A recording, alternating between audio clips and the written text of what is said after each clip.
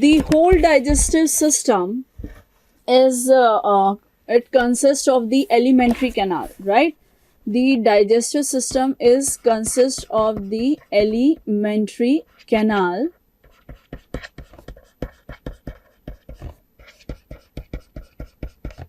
right? And that alimentary canal extends from mouth to anus. It extends from mouth to anus, right? Its length is 30 feet. On an average length is 30 feet, and in herbivores it is more longer than the omnivores and the carnivores, right? When we talk about that alimentary canal, it is developed from the ectoderm and endoderm, right? It is developed from the ectoderm and the endoderm, and both are the germinal layers which forms in the late gastrulation stage at the time of the embryonic development, right? And they form the whole digestive system, right? There are alimentary canal extends from mouth to anus, so whole digestive system is divided into two parts, that is the main part and the accessory organs which helps in the digestion. The main part is the mouth, esophagus, the food pipe, the stomach, the small intestine and the large intestine, and the organs which helps to complete the process of digestion. They are the teeth, tongue, salivary glands, right? And the liver, gallbladder, and the exocrine part of the pancreas, right? So now, as we know that the mouth, right? As we know that mouth opens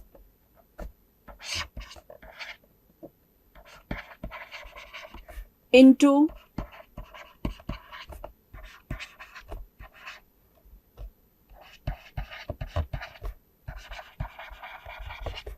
buccopharyngeal cavity, or you can say the buccal cavity, right?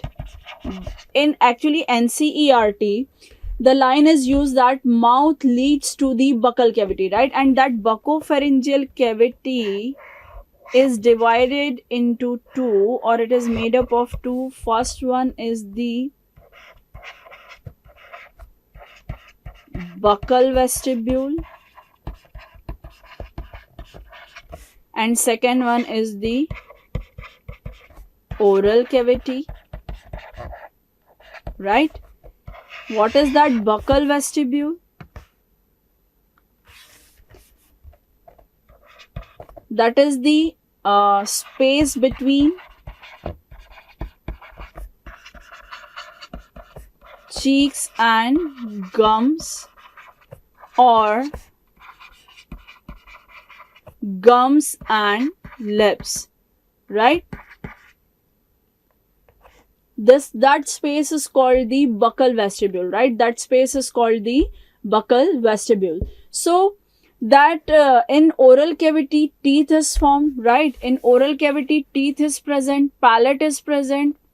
The roof of the oral cavity is called the palate, right? There is hard palate and soft palate, right? And the detail is we'll study in the complete syllabus, right? So the oral cavity open, the roof of the oral cavity is called the palate, right? And in oral cavity teeth is also present, right? And when we talk about the teeth, these are the ectomesodermal in origin, right? These are the ectomesodermal in origin, ectomesodermal in origin, right? Divided into three parts. Teeth is divided into three parts, right? First is the enamel, second is the neck, or we can say the crown, neck, and the root, right? the crown, neck, and the root, right? So in the outermost part of crown is called the enamel, which is the hardest substance of the animal kingdom, right? It is the hardest substance of the animal kingdom, and it is secreted by the ameloblast cells, right? It is secreted by the ameloblast cells, right? Neck is the it joins the crown with the root. It is present in the region of the gums, the outermost part, which is visible in your mouth. It's just a crown part, right? It is just crown part, right? And root is more longer than the other parts of the teeth, right? And same as that, in that portion just below the enamel, there is another one structure is present, that is dentine, right? There is dentine is also present, and dentine is the hardest protein of the animal kingdom, right? Hardest protein of the animal kingdom. It carries the 65% of the inorganic salts, right? Enamel carries the 96% of the inorganic salt, with 4% of the osine and the keratin protein with the water. That dentine surrounds the pulp cavity, and that dentine is secreted by the odontoblast cells, right? That dentine is secreted by the odontoblast cells. What are these odontoblast cells? These are the dentine secreting cells, right? These are the dentine secreting cells. That's why the dental caries and all these are related with the degradation of the enamel and the dentine, right? We know that in our mouth lactobacillus is present. If we will not if we not maintain the mouth hygienic, right, mouth hygiene, then what will happen after the eating?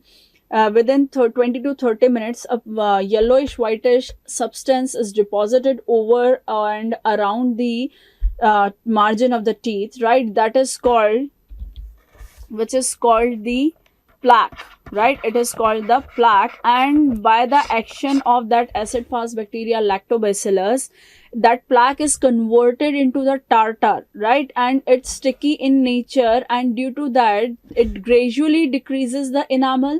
And after the enamel, when it comes in contact with the dentine, right, and after the dentine it comes in contact with the pulp cavity, right? And that pulp cavity carries the blood vessels and nerves, and which supply the blood supply to the whole teeth, right?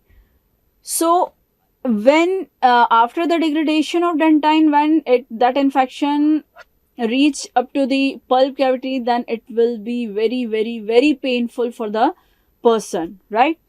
So now in that pulp cavity, after that, right, now there are types of teeth, right? According to the when we talk about the types of teeth, on the basis of strength, right, on the basis of strength, there are three types of teeth.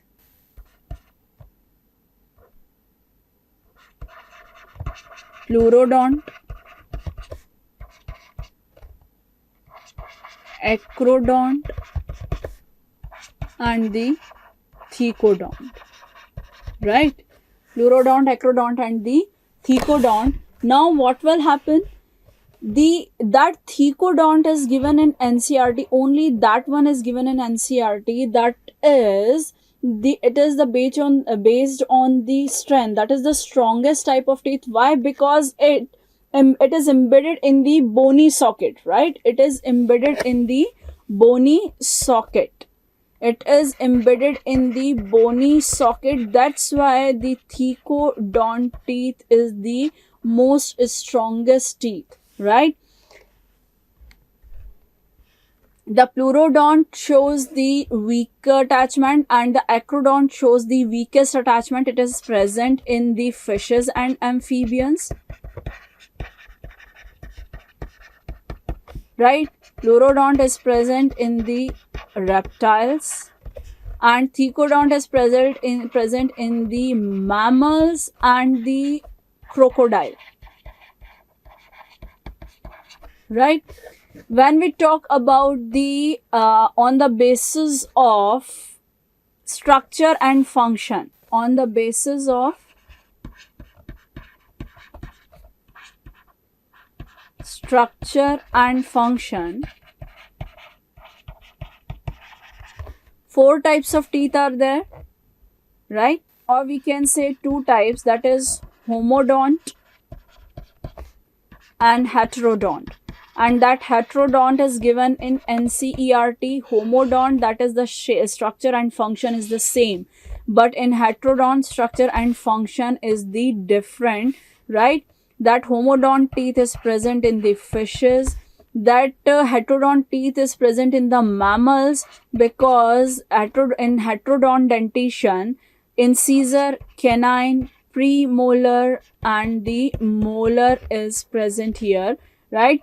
Incisors used for the cutting, canine used for the tearing and wearing, premolar chewing and cutting, chewing and crushing, and molar is used for the crushing, right? They mean for the crushing, right? So that's why they are called the heterodont dentition. So after that, thecodont in NCERT, heterodont dentition is also given. Now there is on the basis of appearance in the lifetime, right? On the basis of appearance in the lifetime, there are 3 types. First one is the monophyodont, second diphyodont,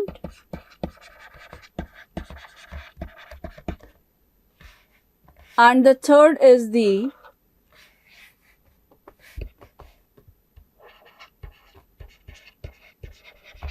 polyphyodont,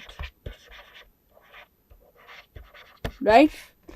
Monophyodont, that is comes once in lifetime. Diphyodont comes in, that is diet, that means 2, twice in his lifetime. They appear twice in his lifetime. In NCERT only that one is given. And polyphyodont, that means when the teeth comes many times in their lifetime, right? So human shows the thecodont dentition, heterodont dentition and the diphyodont dentition, right? In humans we can find the, this is the question of pre-medical, in humans we can find the thecodont dentition, heterodont dentition, diphyodont dentition,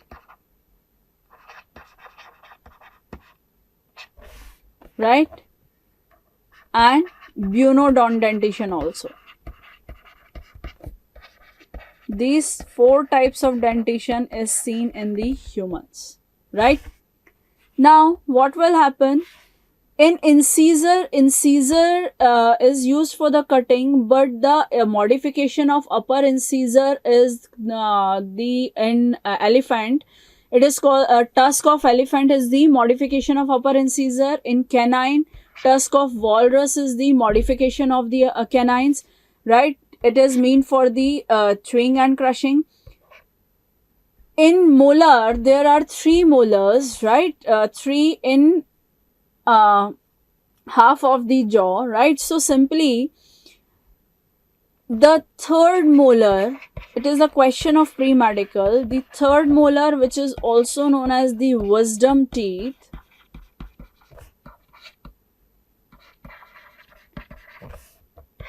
it is monophyodont, that is it comes once in lifetime.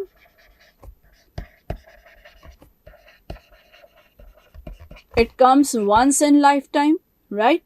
Second, it is vestigial in humans, right? It is vestigial in humans. Clear?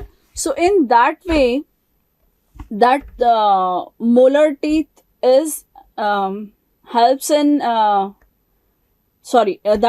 third molar teeth is the vestigial, and they are 4 in number, right? So how can we calculate these, that number of teeth or something like that? So simple. It is called the dental formula, right? It is called the dental formula. What is that dental formula? In NCERT there is the definition of dental formula, that is the arrangement of teeth in lower and upper half of the jaw, right? In NCERT, a dental formula, that is the arrangement of the teeth in half and in half of the upper and the lower jaw, right? So in half of the upper and lower jaw, that means, see that these are the incisors, canines,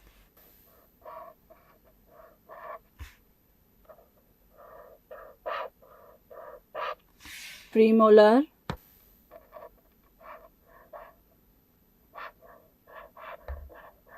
and the molars, right? So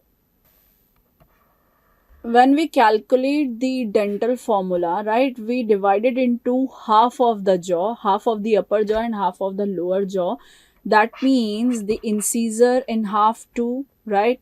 That is the canine, that is the premolar, and these are the molars, right?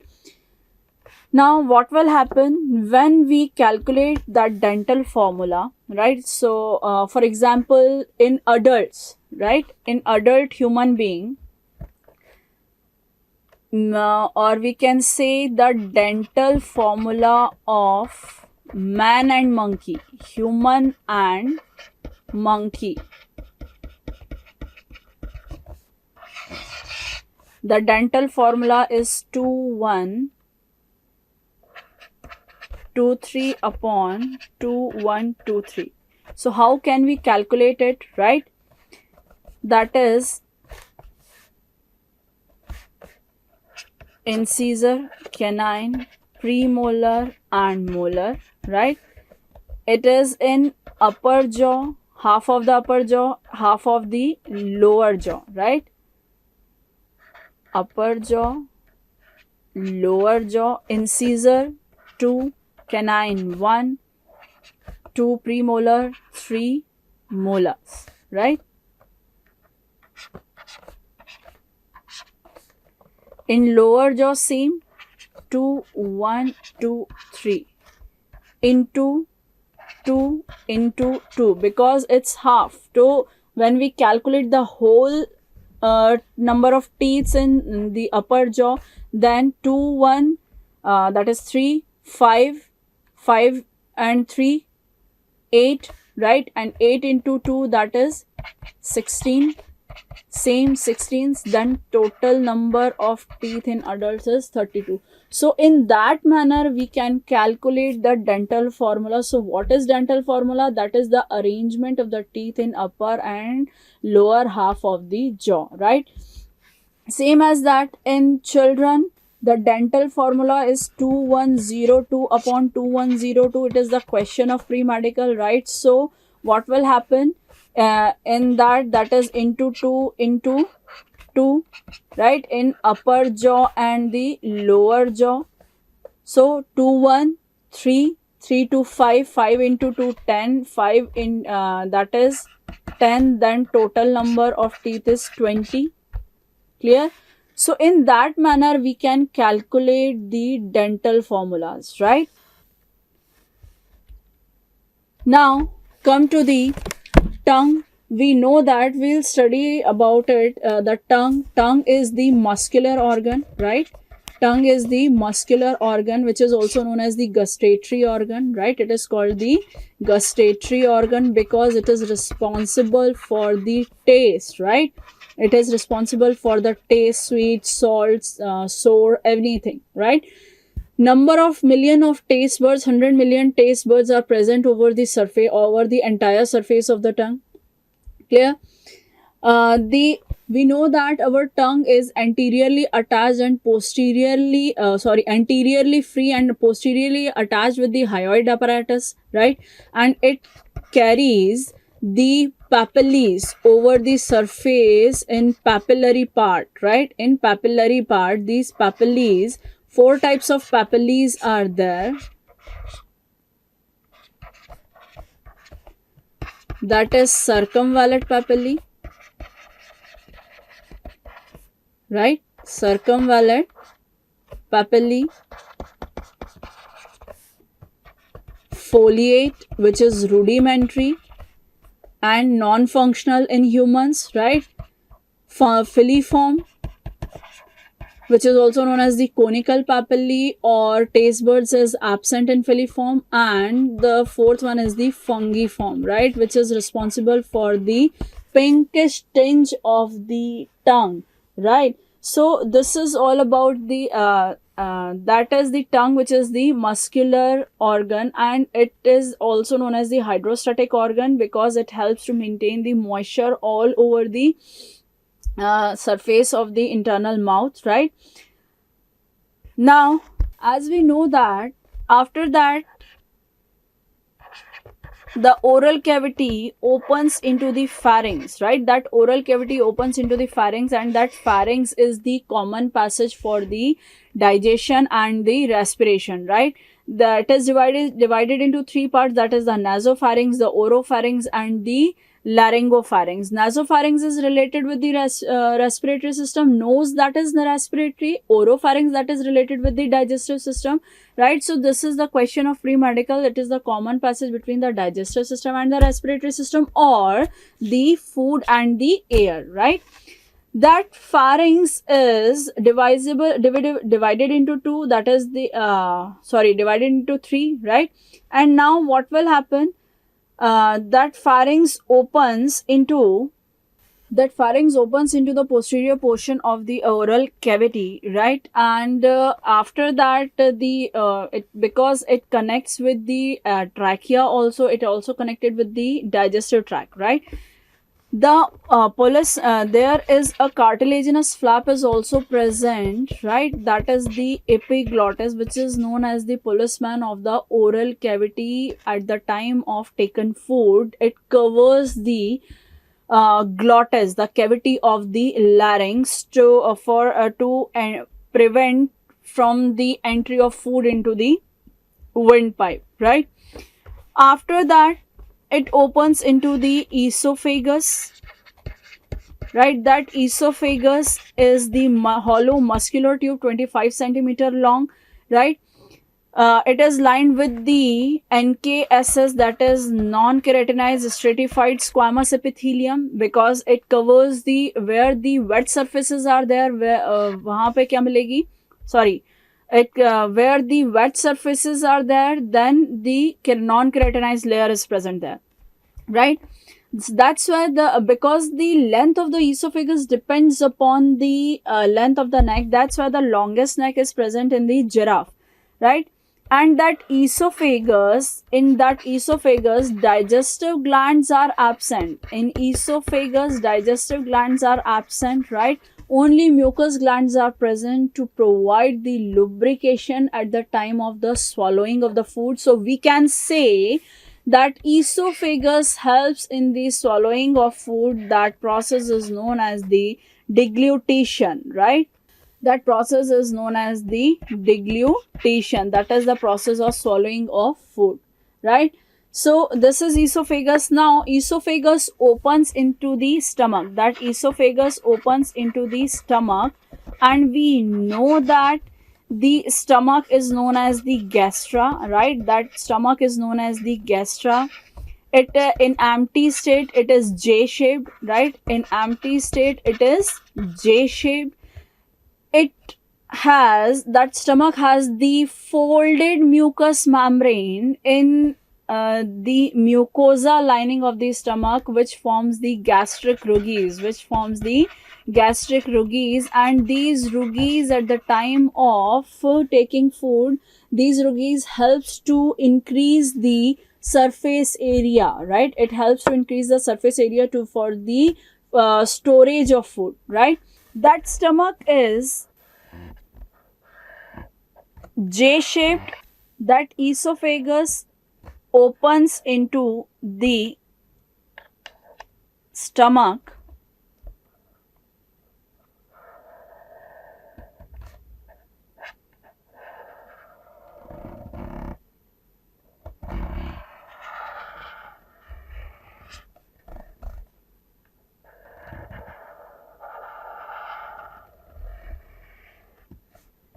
right? It opens into the stomach. That's why that sphincter is called the gastroesophageal sphincter, right? This is called the gastroesophageal sphincter. Clear? Which controls the entry of anything in the stomach. Stomach is divided into 4 parts. First one is that portion is called the fundus, right? Body, that is called the cardiac fundus, body, and that portion is known as the pylorus, right? That portion is known as the pylorus, and this is called the pyloric sphincter. This is called the pyloric sphincter.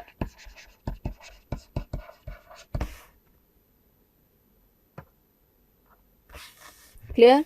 So this is all about the structure of the stomach, right? In the mucosa of the stomach, lining of the stomach, right? Or there are the gastric glands are present, right? Actually, when we talk about the wall of the alimentary canal, right? Wall of the alimentary canal, then from outside to inside, serosa, muscularis, submucosa, and mucosa is there, right? Serosa is absent in esophagus. Muscularis, mainly it is made up of the outer longitudinal and inner circular, but in case of the stomach, there is an extra layer also present in muscularis, that is called the oblique muscles, right? They are called the oblique muscles, submucosa and mucosa. And in stomach specifically, mucosa have the gastric glands, right? Mucosa have the gastric glands, and according to NCERT, there are 3 types of the gastric gland, but in medical we know that there are 5 types of the gastric glands, right? Which kind of gastric glands are there? Chief cells, which is also known as the peptic cells, right? Chief cells or peptic cells, which secretes the pepsinogen and the prorenin in inactive state, right? Pepsinogen and prorenin in inactive state. Second is the oxantic cells, also called as the parietal cells, which secretes the HCl and the intrinsic factor of Kessel. And after that HCl helps in the activation of the pepsinogen and the prorenin, right, and converts it into the pepsin and the renin, and both are the proteolytic enzyme, and helps to digest or helps to start the beginning of the protein digestion, right? And third is the mucous neck cell. Third one is the mucous neck cell, Only these three gastric glands are given in NCERT, but you have to know two more about, because to understand the physiology of the physiology in the stomach, that is a digestion process, right? Because there is an activity of an hormone also, right? There is an activity of a hormone also. The fourth one is the argentafin cell,